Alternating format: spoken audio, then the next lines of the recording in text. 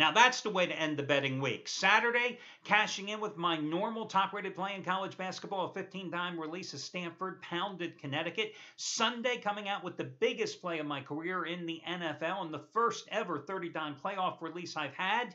And that, of course, was the two-team teaser winner on Seattle and New England. And then last night, first ever 20-dime college basketball release of my career. How easy was Texas? A 3.5 point favorite at TCU in Fort Worth, rolling by 18 points.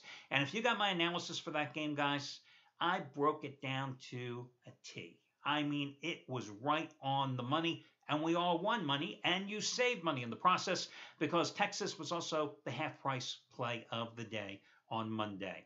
Hi everyone, Al DeMarco here, and this is going to be your Tuesday video report. We begin a new betting week, and for me, I'm going to do it with another top-rated play.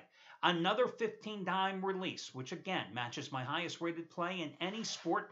99.9% of my plays are rated between 5 and 15 dimes. And this is going to be on the game in the Atlantic 10 between Dayton and Davidson. I think it's a fascinating matchup. You have a Dayton team that comes in here with 8 straight wins, okay? You've got a Davidson team that comes in here having played great basketball. Their only losses before Saturday against all nationally ranked teams, North Carolina, VCU, and Virginia. And then they go to Richmond, and they get destroyed on Saturday. The other part of the matchup that I find is fascinating, you have the #1 offensive team in terms of points scored per game in Davidson, hosting the #1 defensive team in terms of points allowed per game, and that, of course, being Dayton. Anyway, all the numbers add up as far as I'm concerned. That's why it's going to be another 15-dime play for me, another best bet. And once again, it's going to be the half-price play of the day, and that coupon code is simply the word college. Can't make it any easier than that, can I, guys? Yes, college is going to be that coupon code, and that will get you to play for half price. Quick props going out to Gabriel DuPont. He did it again yesterday. 75-dime winner, number 8 out of 10, and number 4 in a row over the past week. Big 12 game of the year. Kansas holding on for the cover against Oklahoma, and you got that winner for $22, saving $77 off the regular price. Here's the deal, guys. In all sports combined over the past 7 weeks, Gabriel DuPont's $10 bettors who have followed him have made over 13 grand. And in college basketball, since he joined this site, and it hasn't even been a year, February 1st, it'll be 1 year, those same $10 bettors in college hoops alone have won $9,580. Hey, listen, all your other coupons, discounts, promos, blah, blah, blah, they're over on the homepage. You can check them out for yourself. Let me get to your free selections here. First game I want to take a look at is Wisconsin at home against Iowa. Man, I looked at this number at first and I thought, geez, this is a big, big price when you consider that the last 3 meetings in this series, all won by the Badgers, have been decided by 13 total points. And here you got a line of 7.5 to 8 tonight, okay? And you've got an Iowa team that has only 1 conference loss so far. You've got a Wisconsin team that is just 2 games removed from that loss at Rutgers. But let's put an asterisk next to that loss to Rutgers because Wisconsin's best player, their center, Frank Kaminsky, did not play in that game. And then one of their best players, their starting guard, Trayvon Jackson, broke his foot in that game as well. Well, Jackson's out indefinitely, but Kaminsky came back to the lineup on Saturday, and at home, the Badgers rolled over a mediocre, at best, Nebraska team, 70 to 55. Meanwhile, Iowa's coming off a 9-point home win against Ohio State as it capped a 2-0 sweep of the Buckeyes this season. And prior to that, in its last road game, they won by 2 at Minnesota. And again, they're 4-1 in conference play. So on the surface, I look at this and I go, my God, the last 3 have been decided by 13 points. Iowa's playing such good ball. I'm getting 7.5 to 8 points. I got to ride the Badgers. Or excuse me, the Hawkeyes. Just one problem with that. Have you looked at how Iowa has performed in some big games this year? I mean, how did this team get blown out by Michigan State? Oh, Michigan State's a big physical team. Maybe that has something to do with it.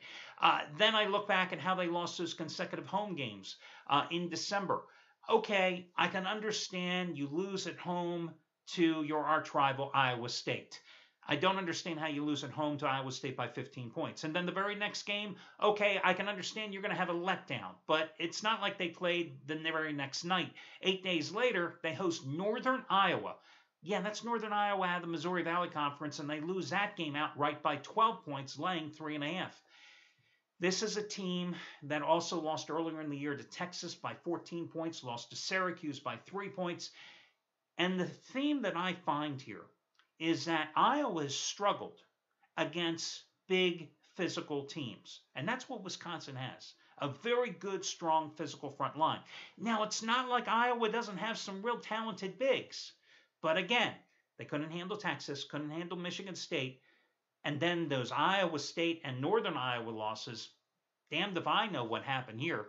I'm going to go with the Badgers in this game. Listen, the Badgers are holding their opponents to just a little over 12 free throws a game. And that may sound like a very obscure statistic until I tell you this. Iowa's averaging over 23 free throws made per game, okay? 23 free throws a game. Well, when you have a Badgers team that doesn't turn the ball over, they only average like 8.2 turnovers per game. A Badgers team that doesn't commit stupid, silly fouls, giving away free points at the charity stripe, well, I think that allows you to extend the lead and go for the cover. Am I worried that Trevon Jackson is not going to play? Yes, but I still think Wisconsin is the play here. I think most people are going to jump on Iowa. Listen, guys, it's a free pick. And as you know, the free picks are like what I always say, the best of the worst. These are the games that I handicapped, and for one reason or another, they had a fatal flaw. And that excluded them from being the game my money's on, the game that's going to be my best bet here on the site. But as you also know, other than that horrific pick on Villanova against Georgetown last night, I do exceptionally well with the free play. So I do like Wisconsin in this one. Here's another interesting game. How about in the SEC where you got Georgia at home against Ole Miss? Georgia anywhere from a 3.5 to 4-point favorite, and both of these teams are coming off monster wins.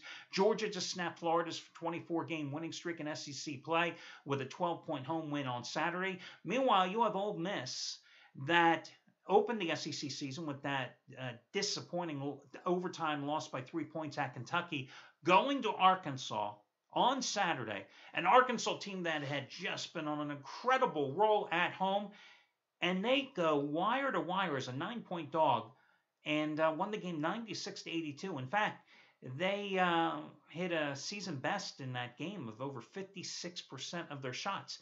This team entered the contest number 11 in the SEC, hitting just 41% of its shots, okay? Now, here's the deal. I think you've got two teams that are in potential letdown situations. But without a doubt, in this particular spot, I think you got to side with the home team.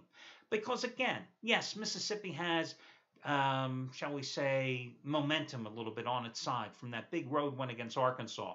But now you're going to do it again against a Georgia team that has just one loss at home this season. Listen, I just don't think it's going to happen here tonight. And I don't believe that Mississippi is that good either. I do like Georgia at home. I know Ole Miss is 5-0 against the spread on the road this year.